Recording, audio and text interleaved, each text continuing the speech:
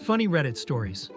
I took my girlfriend to an improv show the other night, and during intermission, we were passionately arguing over whether half a 5-hour energy shot would give you 2.5 hours of energy or 5 hours of half-assed energy.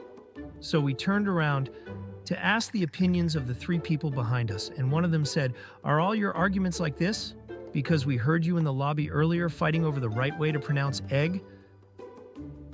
In high school, a friend of mine got piss-loaded drunk. I mean, it's a miracle he didn't end up in the hospital. And he didn't have a drive home from the party, so what does he do? He calls the police and says, "Yeah, there's some drunk Efker walking up 3rd Street yelling." And what does he do then?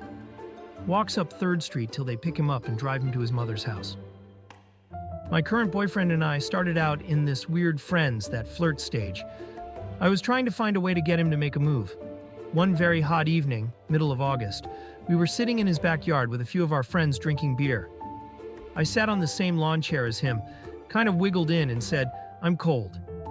He left me alone in the chair and proceeded to build a giant fire. It took like an hour. When he was finished making the fire, he sat back down in a different lawn chair. Today in 1st grade, one of my deaf students farted loudly in class, and other students turned to look at them.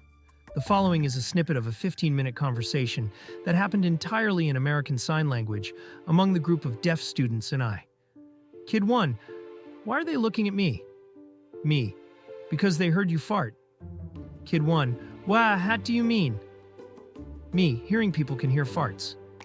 Kid 2, totally horrified. "Wait, there can hear all farts?" It was recently suggested to me that I leave my Christmas tree up a little longer in order to further enjoy the cheeriness it brings to the living room. This is an easy thing to suggest when you haven't seen the things I've seen, when you haven't done the things that my boyfriend and I have done. You see, when you have 1 year when you leave your tree up until May, that experience changes you. It changes Christmas forever. Our 6-year-old handed us a note. His teacher had called my wife and I in for an emergency meeting. We asked our son if he had any idea why, and he said, "She didn't like a drawing I did." We went in the next day. His teacher pulled the drawing below out and said, "I asked him to draw his family and he drew this. Would vous mind explaining?"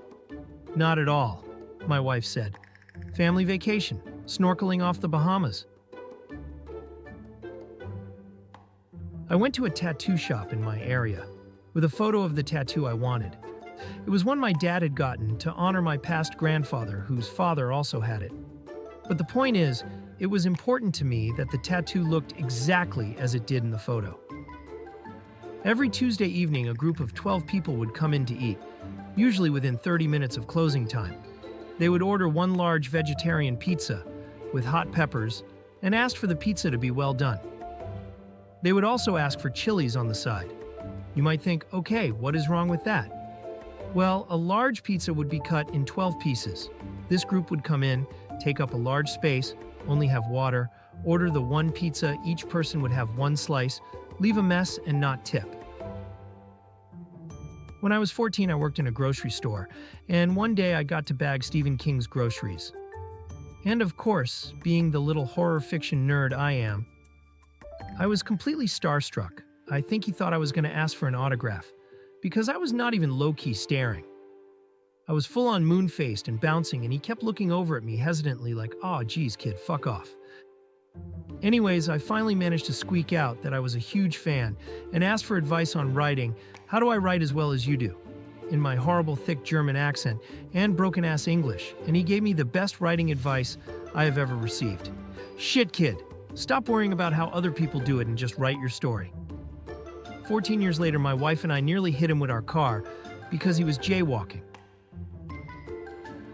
There was a little girl in church, about 5, and her parents obviously let her get dressed herself that day because she came waddling in with the puffiest coat on in the summer in North Carolina.